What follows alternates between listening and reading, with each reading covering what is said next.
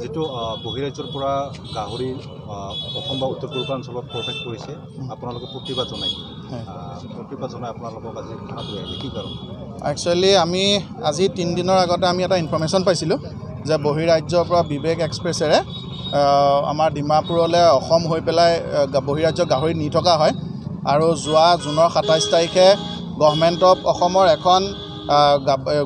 ৰেলেৰে গাহৰি নিব নোৱাৰাৰ কাৰণে এখন বেন এটা জাননী জাৰি কৰিছিলে আৰু তাৰ বাবে আমি ইয়াতে যিখন গাড়ী কালি ট্ৰেইনেৰে আজি ৰাতিপুৱা আহি পাইছেহি সেইখন আহিব বুলি খবৰ পাই আমি বিভাগীয় মন্ত্ৰী ডাঙৰীয়া লগতে আমি বিভাগীয় পশুপালন বিভাগক আমি খবৰ দিছিলোঁ আৰু কোকৰাঝাৰ জিলাৰ যিজন ডিভিঅ তেখেতৰ লগতো আমি যোগাযোগ কৰিছিলোঁ আৰু কৈছিলোঁ যে যিখিনি নীতি বহিৰ্ভূতভাৱে গাহৰি আহি আছে তাৰ ওপৰত ব্যৱস্থা গ্ৰহণ কৰিব লাগে আৰু তাৰ বাবে আমি গাহৰি পালক সন্থা অসমৰ প্ৰতিনিধিবৰ্গ আৰু বহু পালক আহি পেলাই আমি কোকৰাঝাৰত উপস্থিত হৈছিলোঁহি আৰু উপস্থিত হৈ পেলাই আমি ৰেলৱেত আমি তেখেতসকলৰ গাড়ীখন যিহেতু ইয়াত ৰেলখন 2 মিনিটৰ বাবে ৰখাই অকণমান যাতে বেছি সময় ৰাখিব পাৰে টেষ্ট কৰিবৰ কাৰণে তাৰ বাবে আমি এপ্লিকেশ্যন কৰিছিলোঁ কিন্তু ঠিক তেনেকুৱা সময়তে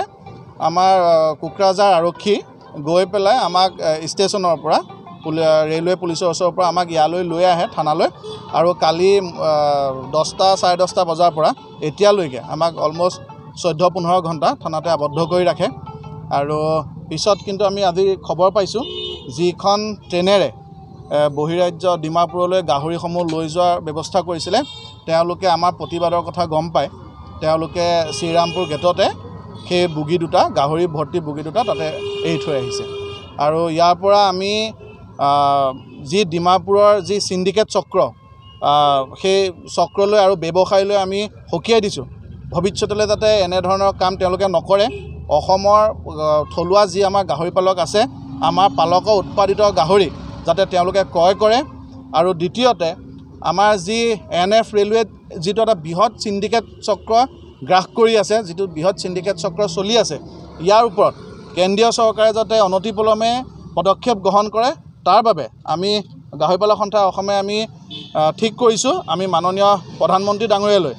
আমি এই গোটেই চিণ্ডিকেট চক্ৰটোৰ ওপৰত এটা অভিযান চলাবলৈ আমি এটা CBI ইনকুৱাৰী আমি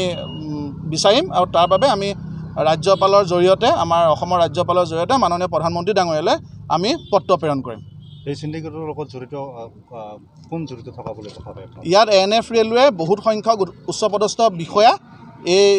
চিণ্ডিকেট চক্ৰত জড়িত আছে আৰু সেই কথা তেওঁলোকে নিজে প্ৰমাণ কৰিলে কাৰণ গাহৰিখিনি বাহিৰৰ পৰা যিহেতু আহি আছিলে আৰু আহি থকাৰ পিছত আজি ৰাতিপুৱা যিহেতু আমি প্ৰতিবাদ কাৰ্যসূচী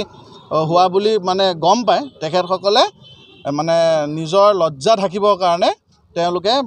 দবাকেইটা শ্ৰীৰামপুৰত খুলি থৈ আহিছে আমি মানে বহুত বেছিয়ে ছাকচেছ কাৰণ আমাক যিহেতু থানাত আবদ্ধ কৰি ৰাখিলে কষ্ট হ'ল পুলিচৰ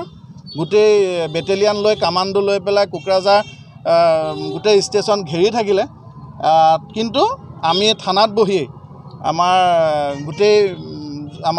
যিটো আমাৰ যুদ্ধখন আমি চলাইছিলোঁ সেই যুদ্ধখন জয়ী হ'ল আৰু এয়া আমাৰ জয়ৰ লগতে অসমৰ থলুৱা সকলো গাহৰি পালকৰ এয়া বৃহৎ জয় ইয়াৰ পিছত নহ'ব বুলি আপোনালোকে ভাবে নেকি আমি ঠিক ভবা নাই ইয়াৰ ওপৰত আকৌ তেওঁলোকে যে নানিব তেনেকুৱা কথা নাই কিন্তু ইয়াৰ ওপৰত গাহৰি পালক সন্থা অসমে লগতে অসমৰ সমূহ গাহৰি পালকে তীব্ৰ আমি মানে ইয়াৰ ওপৰত চকু ৰাখিম ভৱিষ্যতেও